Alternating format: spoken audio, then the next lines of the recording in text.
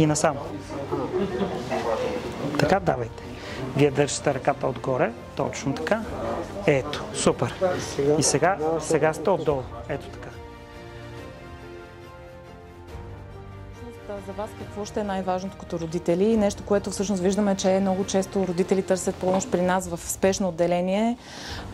Най-вече от притеснение, от това, че се сблъскват с едно състояние за първи път и разбира се в очите на всеки родител, всяко едно състояние, остро настъпило при тяхното дете, е спешно състояние. Когато имате безсъзнателно дете, първото нещо, което си мислите и започвате, след като сте проверили има ли дишане, има ли съзнание, има ли пулс, първото нещо, което правите и се опитвате да овладеете, са дихателните пътища и освобождаването на дихателните пътища от езика. Освобождаването става, то на практика и при възрастни, нали, така става, не е с бъркане в устата, не е извадене на езика, не е с пръсти, марли, инструменти, ножици, мъжили и всякакви там неща. Нали, говорим за неконтролирана среда, нали, говорим с две голи ръце някъде, където се намирате, независимо дали сте медицински лица или не.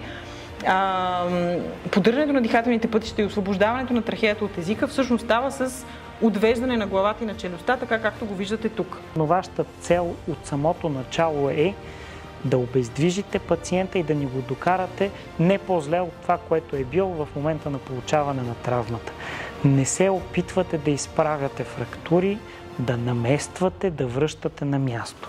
Защото риска да направите някоя беля е по-голям, отколкото да помогнете.